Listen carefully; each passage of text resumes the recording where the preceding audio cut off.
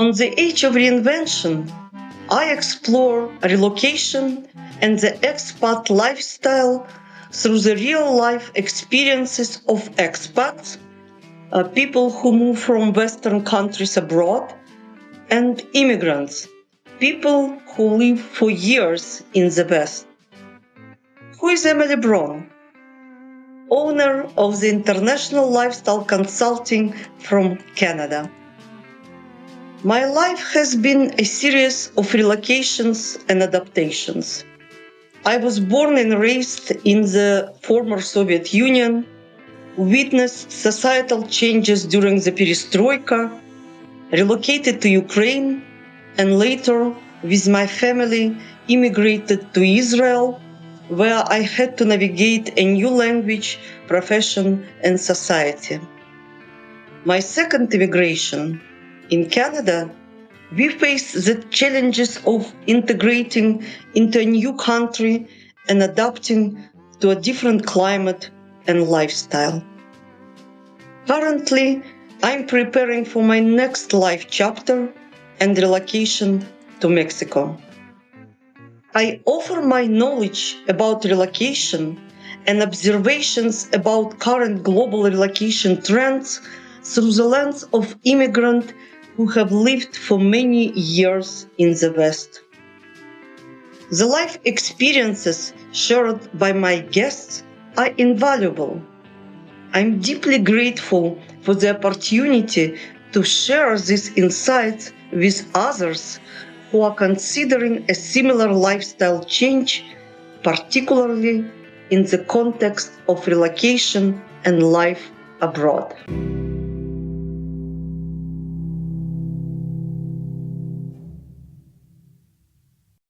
Hello, everyone. It's me, Emily Braun, owner of the Age of Reinvention new podcast. And today I have pleasure to meet my old friend, if I can tell, Jacquie Doucette. I was your guest a couple of years ago, Jacquie, and I was following your news updates, but lost you for some time. And now I'm happy to reconnect and hear your story. But before listen from you, let me introduce you a little bit from your own words, actually. Jacquie spent the first 40 years of her adult life being a typical employee. Even I would not say that it was typical because Jacquie was working for Canadian Army. But she knew there was more life than this. She tried her hand at a variety of entrepreneurial ventures, some more successful than others. And all the time, she dreamed of being able to travel more, learn what it's like to be living in another country, and generally be free of the hidden chain that hold employees in their job. When she entered 50s, as many of us who get above 50s, she started to think about what retirement would be like. And after internal search, actually, she launched her own project, her own podcast by the name Beyond Retirement, which I was once a guest. And it was top ranking show for all of its 5 seasons, giving proof that people really are wondering what to do in retirement. This discovery resulted in Beyond Retirement Lifestyle Blueprint, Jacquie program, in which she helped clients to figure out what to do with their best life. And now retired, finally, Jacquie is starting to walk the talk. She currently spending part of each year living in other countries through international house sitting. And she's in process of getting a residency in Mexico so she can complete her retirement dream to live in another country. I know it was a little bit long, but I believe your life deserves our introduction, and even it's a really small chunk. And telling the truth, I was reviewing your life and found a lot of similarity in our educational background back when we were younger, I would say. Even we lived in different countries and in different cultures. Today we are both Canadian, but you're already exploring Mexico, where I'm also trying to, to live in the future. So please be welcomed again. And I would start with a question, the concept behind beyond retirement. What can you tell us more a little bit about it and what you learn dealing with this podcast? Oh, sure. Thanks, Emily. And it's really great to be here. It's nice to see you again. I'm really excited about your new project, your new venture. Beyond retirement, it started as just a dream for me. I was trying to figure out what I was going to do after I retired. In my early 50s, I started thinking I'd like to retire at 55. That didn't happen. So instead, I started searching what to do beyond retirement, what to do after retirement, how to plan. And everything was about financial planning. And it's not that it didn't matter to me, but that wasn't what I was looking for. Everybody tells you plan financially, but I wanted to know what else was going on. And I figured if I was looking for it, other people must be too. So I decided I'd try to chronicle what I was doing while I was looking and preparing for retirement, because there's just so much life after retirement that it needs preparation. It needs time. You can't just say, oh, I'm retired and expect everything to fall into place. And that's what I was looking for. That's what I was scared about. What am I going to do? Because like you said, I've spent all my life working. There's got to be something else. So what lessons did you learn now actually transitioning to retirement with all preparation you've had mentally, physically, financially? So you already, around 1 year as like officially retired? We're going into almost the second year. I retired, in 2022. Okay. So it's been almost 2 years now. So what did you learn, and how the preparation prior to actually helped you to be more confident in your future? What I learned is I should have paid more attention to the financial things.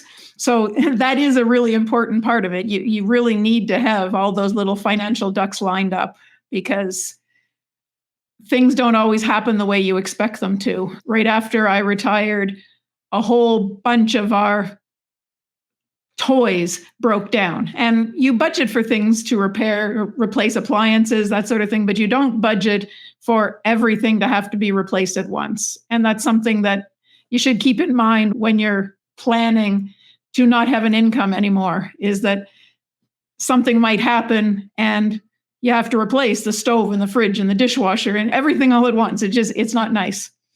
But other than that, the thing that I learned the most through my podcast, through my guests and my planning, is that although things happen, there's always a way to get past it and turn it into a benefit. The challenges don't have to be challenges if you look at them a different way. And one of the things, like I said about the finances, looking at it a different way is you get to see and maybe figure out how to get along without some of those things once they break down and you don't have them anymore. Life is so much simpler when you don't have all of the things, all of the toys that we get used to using. First world life. It's nice to step back a little bit and think about, what can I do with what I have, instead of always looking to have more. I think that's the biggest thing, is that you don't need all the things you think you need. It's very interesting observation. Actually, I hear it's not the first time. And what I was thinking a little bit with knowledge about your army service, Canadian Army service, that I believe like you have Canadian military pension and your husband as well. And I believe that you were well prepared, even speaking with financial advisors coming to your show or around, because I feel that you're a pretty practical woman with life experience. And even with this preparation. You actually warning all of us who are still working or others who are considering that we cannot predict all expenses which is happening, which I fully understand. But what you would say is that pension and saving, it's not enough to lead Oh lifestyle no, you planned for yourself? that that's the key. Living the lifestyle that you want. You've got to decide what the lifestyle is that you want. As you say, my husband is working, I was working, I've got my pension. We got used to a certain lifestyle, Yes. and you've got to you've got to readjust that thinking a little bit, unless you want to go live somewhere else, which is what my plan is, to go to another country where we might be able to enjoy the lifestyle we've still got on less money. And that's because when you've got less income, that same lifestyle might not be available to you. And you have to make your choice. You either reduce your lifestyle and decide that different things are important, or you find ways to improve things, improve your standard of living. So there are many places that we can go where the standard of living cost of living is very low. And that's one of the things that people need to think about when they're getting ready to retire. Are they happy where they are and life is going to be the same? If so, that's great. But chances are some things are going to have to change when you retire. It's very valuable observation, and I wanted you to state it because I myself, being immigrant and even was pretty well adjusted financially in Canada, I realized that with cost of living and with inflation we have lately and in the future, not only me, is that many, I would say, middle class professionals would not be able to retire keeping the same lifestyle we used to have during the life. And people can totally understand it, that we need to downsize, we need to cut some expenses, but it's always different when it's come to reality. And for me, and I was living in different countries and under the different circumstances. And I remember that not only me, but people around me were happy even with having less things, material possession than we have now, and working like majority of people hard to keep this kind of lifestyle and don't have time and energy actually to enjoy this life or actually to live this life in full. So for me, actually, my idea of creating international lifestyle consulting was one of the way to find these different places, these different countries where retirees or people can enjoy a decent, good lifestyle for less, for earned pension or some saving, and with all this to discover different lifestyle where you meet different people, where you learn about local culture, where you communicate with people of local culture, or maybe I know you now in Lake Chapala, where they have expat communities consisting of people coming from different countries and cultures, and to find this really beauty and I would say higher quality of life by living this lifestyle. That's it exactly. And there are so many wonderful places to go where life can be beautiful. Of course, life can be beautiful in Canada or in the United States, wherever you happen to be. And it's all a matter of what you want out of it, and where you are for most people, where you are is a big part of determining your happiness with life. Because if you're in an expat community like the one in Lake Chapala here, and you're not enjoying it, if you're not comfortable, then that's not the place for you. But there are so many different places to go and so many ways to find happiness that no one needs to struggle. They just have to open up their minds a little bit to the possibility of going somewhere else.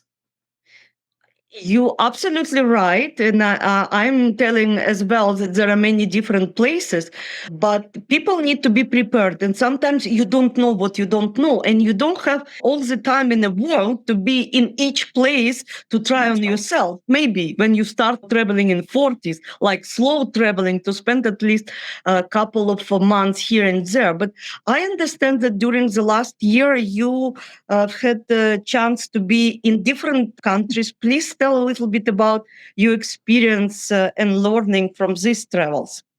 Okay. It was more vacation than anything else over the last few months, but we had a chance to spend 5 weeks in Southeast Asia, where we got to see life a little bit differently than what we're used to. It was definitely eye-opening. Beautiful countries, Thailand, Vietnam, Cambodia. They're all very beautiful and they have wonderful, friendly people. The weather is great if you like warm, humid weather. I know a lot of people aren't looking for that, but warm is good for me. We traveled from there. We went to Nicaragua, which is another country that a lot of people don't think about. It's definitely not as expensive to live. It's a little ways away, but not as far as Asia.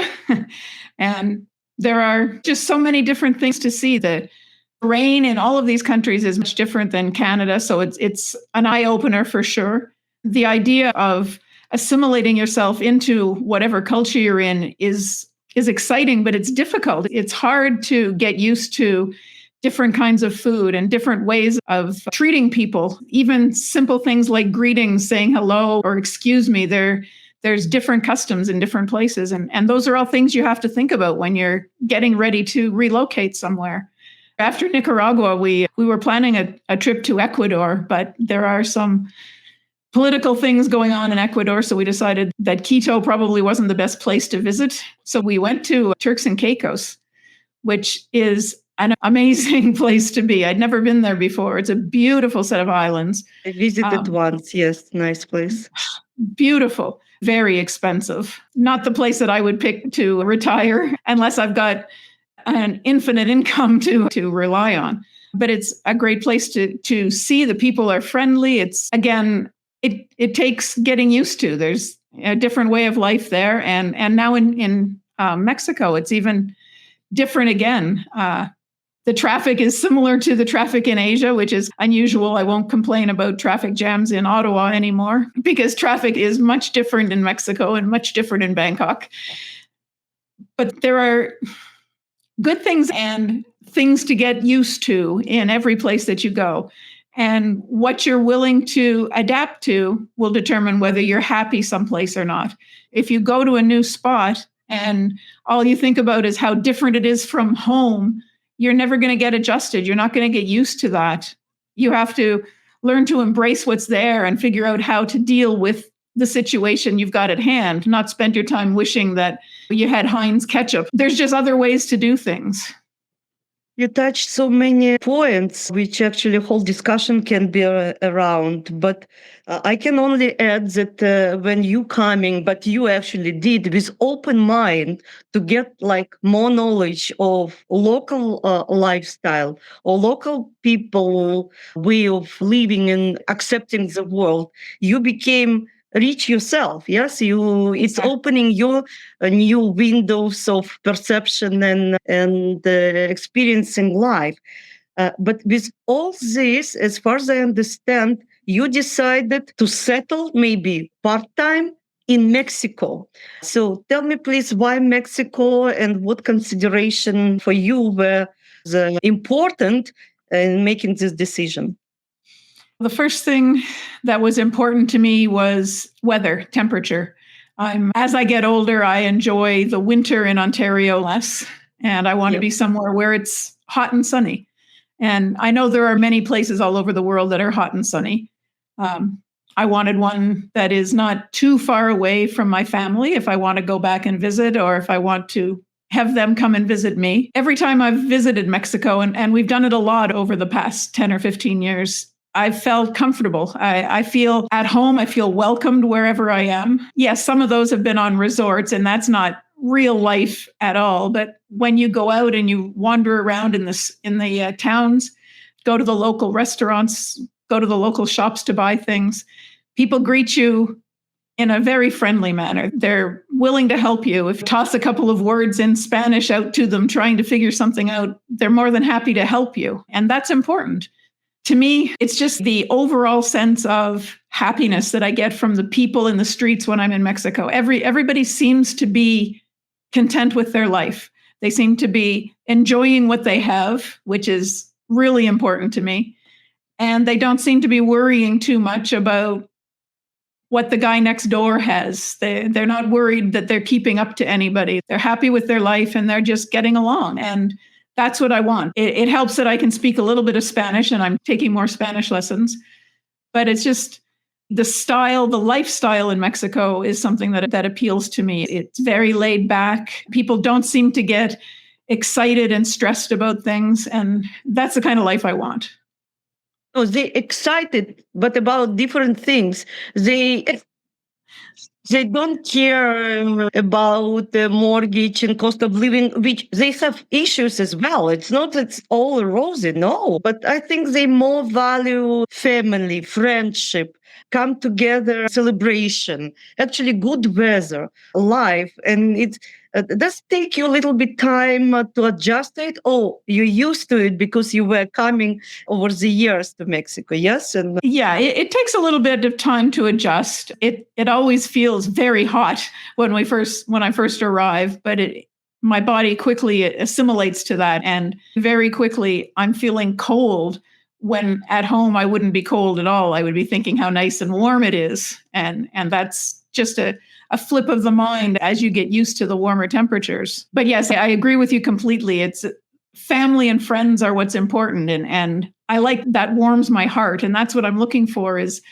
a place where I can become part of the community and get involved with things. There are expat communities everywhere, and it's important to interact with people who have your background and understand you. That's important. But I think it's also important to embrace the lifestyle of the country you're going into and be willing to accept it. And I don't know, embrace it. Like I said, just delve into it so that it becomes part of you. Just like people who move to Canada, we tend to expect them to learn our ways, learn our customs. And we say, if you don't like it, go home. Turn it around, because when you go into another country, that's the same thing. If you don't like it, go home. okay, yes. And as an immigrant with a multi-immigrational experience, I fully understand what you're speaking about. And I'm preparing myself. But anyway, I know that it will take time. And by the way, not only from physical side, as you mentioned, body need to adjust. It's not only mental, our body need to adjust. But what I like about Mexico is that it's so big that it offers different climate zone, in different cultural areas, like Lake Chapala and actually Jalisco State, where Lake Chapala is part of, a really good climate, moderate, usually not big difference between winter and summer, which is good for people. That's why many people, specifically retirees, select Lake Chapala. But there are some mountain climate, there is seashore, and I will not go to details of the climate and sizes, but what I would like to outline that you can spend years in Mexico by traveling and discovering natural treasures, archaeological sites. There's a lot of richness of cultural and historical background, which actually make life interesting. And that's why for myself, I selected Mexico as a future destination as well. I have my residency, temporary residency, but still here in Canada visiting Mexico. And I understand you didn't yet settled in regards to what place will be best for you. Yes, you now just trying home sitting. Please tell about your daily life now in Lake Chapala, and if you feel it will be your community for long time. I agree with you completely. Mexico is such a huge country and there are so many different places to go. I'm still trying out various places because I don't know where I want to be. Chapala is a very nice spot, and the weather is similar all year round, which is nice. For me, a typical day here, I've been to this particular house a number of times, and I look after. They've got a cat and they've got chickens. So my mornings are busy looking after the chickens, watering the gardens, doing the things that anyone would do who owns a home. Play with the dogs. I take them for walks. I feed them in the evenings. Other than that, my day is my own. I go into town and I walk around on the Malecon. I sit and watch people. I love to just people watch. So I do that a lot. I also joined a pickleball community because I like playing pickleball. So I'm trying to insert myself into life here in Chapala because I'll be here for a few weeks. and I come back often enough that it's nice to have some routine. But I'm also, because I do house sitting, I'm trying out different areas. I've been in the mountains in San Miguel de Allende. It's a little bit cooler than I want in January, February. I'm looking for warmer spots than that. I really like Oaxaca, the area in the southern part of Mexico. And I really liked Merida as well. Very different, all of these places. And I'm sure there are many more spots to check out. And my goal is to do a little bit of traveling and spend some time, like you mentioned, slow travel in all of them so that I can see what part of Mexico is best for me. Maybe I'll never find it. Maybe I'll continue to travel around. Who knows? What is your model? How do you see your future life in Mexico? You want to buy property, or you are okay to rent living in different cities and states? Where my husband and I are not planning to buy property. We're planning to rent. That way, if we decide that there's something about the area that we aren't comfortable with, we can move on to another. Or if we decide that there's some place that looks really attractive, we can move on and check it out. But at some point, we both want to settle down a little bit, find a place that's going to be our community so that we can be part of it and we can start doing the things that we want to do in retirement. My husband has hobbies to do. I've got things that I like to do, like pickleball. And we want to be someplace where we can take part in those things and join the others who are doing it. Yes, I found that there is a pretty certain difference between different expat communities, and Lake Chapala, one of the oldest, and with all the benefits, cultural life, and many people know each other for years, and tennis club and hospitals, which is very important. Several like private clinics and specialists, and close to the airport. It's certainly good for people who would like to live in expat community, because somehow you can live even without in this place with little Spanish. I don't know how your Spanish is working out, but I understand that after a certain age, it's not so easy to grasp language and the proficiency to be comfortable to navigate, because you need to not only speak with neighbors, which is very nice and important, but with government offices, with doctors, and so on. So Lake Chapala gives this comfort, I would say.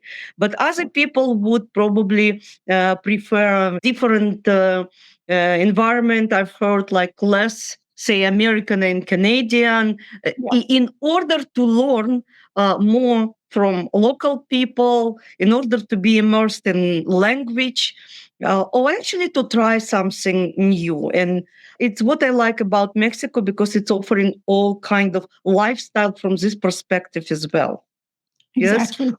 And tell me, please, to find this job, pet sitting, how hard it is, how you manage to find, at least at the beginning. I understand after then your references and you have really good references working for you. But at the beginning, I believe there are many people who are looking for such a position in different countries and in Mexico specifically.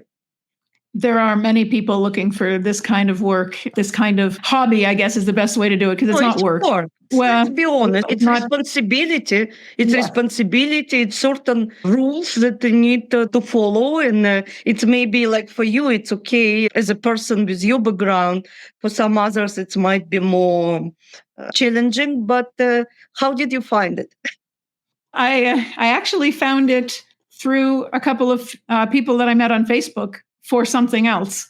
And I won't go into the big, long details because that avenue is no longer open. But I got into a group of international house sitters and got to know them. And in that group, there are a lot of people who have been doing it for a long time, and they have regular clients. And sometimes they can't do a sit, and then they refer it to someone else in the group, and then the group just continues that way. But I also joined the various platforms. There's Trusted House Sitters, there's House Sit Mexico, and I get emails every single day from House Sit Mexico about new house sits that are coming up.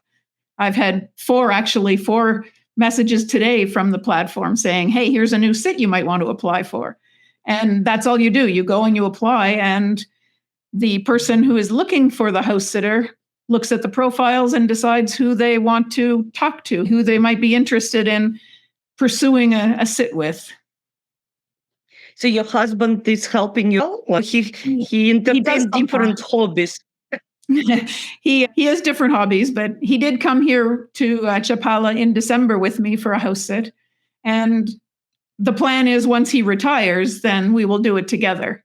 And then that way Oh, we he can both. didn't retire yet. I thought that you together. Not yet. I He see. hasn't retired yet. Yes, I believe that for Canadian and Americans, with all many opportunities around, Mexico offers a very decent, actually good lifestyle with variety of choices to select from. And how you manage if it happened to find community or to be part of the local community in Chapala? How do I find it? Uh, I'm breaking into it slowly. Where I'm house sitting, there are a few neighbors around that I've gotten to know, and they're bringing me into events that are happening in the community so that I get involved. And like I mentioned, pickleball, I get to know people and they talk about different things that are happening. They mention a bar or a restaurant where something is going on, so then I can go and join in on that. And there's bulletin boards for things that are going on all around the town. There's lots of ways to get involved. I know that they have even several theaters. At least when I was a couple of years ago, they've had competing productions. Yep. And the Lake Chapala Society, where I happen to know a couple of people, and they invite professionals and concerts, and there are many creative people which live in the area, like artists and writers. Somebody lives full time, so many visiting because it's some known community. So life is really very really rich cultural life and in English, and I believe that the locals like it because it actually make the place known. It's increased prices as it happened in these cases, but as far as I understood, like all area around the Lake Chapala is really on a road to flourish even more. Yeah, I only so. wish road will be wider and public transportation, but we will leave it for the local government to settle.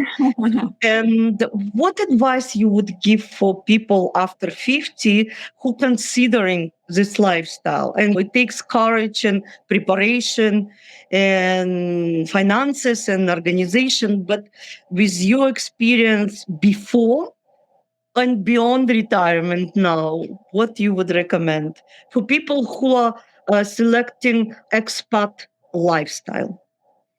I would say, I know it's something that everyone who gets asked this says, take some time before you make your final decision and visit the places you're interested in. Spend a month or so at least in the place living like a local, because you're not going to, if you go and visit for a week and you stay in a hotel, you're not going to see what it's really like to be there. You've got to try it out and you've got to be on the ground and trying to find a plumber when you need one and trying to buy groceries and doing the things to see if it's something that you can do. And I think doing your research in advance so that you pick out 2 or 3 places that might be contenders and then go and spend a month or 2 in each one of them and see which one feels like home. Agree. I was offering shortcut by communicating and consulting people in regards to their requirements and situation, because sometimes it's really hard to be in many different places and no time and finances. But I always say, don't rush to buy property, travel country, even in a city sometimes. Live in different areas and look how it's matching your particular health, desired lifestyle, budget, and you need to feel comfortable. Yes. So what is your vision to the future? Because I feel that you're such a person that even you stopped for the time your podcasting, probably it's just to take a new vision, a new breath, but it's how I think. What is your future in regards to your podcast and actually big picture, if you can share? Okay. As you said, I've put my podcast on a hiatus for a little while, but I might be coming back. I enjoy doing it. It's fun talking to people and learning about other people's lives and what's going on. So I can see me doing it again in the future once I get settled somewhere. But for now, while I'm still traveling around a little bit, it's harder. All the administration, all the things involved in the podcast take up a lot of time. I can see me and my husband traveling around a little bit for the next few years as we figure out where it is we want to settle for sure. But once we agree on a spot, I think we'll be focusing on becoming part of whatever community that is, getting involved in things. I'll probably continue my beyond retirement lifestyle planning business, helping people figure out what it is they're looking for, because there are so many people. I found through my podcast, people reached out to me. There are so many people who are hitting what they feel is retirement age, but they don't know what to do, and they don't know what they like even, or how to figure that out. So I can see me continuing to help people with that for many years to come. Okay, it's great. It's actually what inspired me to do the work with International Lifestyle Consulting and actually to launch this podcast. My angle is a little bit different. You actually inspire people as well by stories of others like you, how to reinvent yourself after 50. And here it's coming my, I believe, last question, which is mandatory for each of my guests so far. Your opinion, when, at what age person became old and what helps people to be active and young for the longer years? What's your definition of being old? Let's start with. For me, people who are old are people who are not willing to experience new things anymore or try to learn something. They get up in the morning, they do their routine, they sit down, they aren't willing to try something new or take some chances. I think as soon as you stop learning and inviting new experiences into your life, that's when you start getting old, because you just start to stagnate. And it can come at any time. I know people in their early 40s who I would definitely say are old because they've got no desire to do anything or learn anything or keep moving. I see such people in 20s and I'm amazed. And I even think that our generation, like we belong, has a lot of things to share in a good sense, to show, as example, that we're still curious, still active. And it's actually what make us to enjoy the life. And okay, what is for you what helps people to be active and useful? What you would recommend? I think think back to when you were a child, and when you run into a situation, ask yourself, why is it this way? Why am I reacting like this? How can I make it different? What can I do to improve your life? What can I do to improve my life? How can I change things today? I think to stay active and be active, it's a matter of your mental state, your mental point of view is, do you want to stagnate or do you want to keep growing? And it's all a matter of how you feel about it. Thank you very much, Jacquie. I really like it. I really enjoyed speaking with you again. Thank you for your time and wisdom. And I believe we will continue our conversation about life before, during, and after retirement, because life is going on and each chapter of our life offering new challenges, but I believe new joy when you overcome these challenges. So thank you very much. And today you've had pleasure to listen to the story of Jacquie Doucette. Thank you very much, Jacquie. Thank you, Emily. I really enjoyed it. Thank you. Jacquie, thank you for joining us today and sharing your wisdom and experiences. And to our dear listeners, remember, whether you are looking for retirement place, advice on Mexico, or guide through the relocation process, contact us at www.emilybron.com.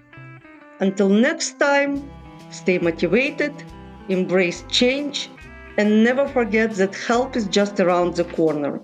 Take care, and let's keep making bold moves towards those dreams.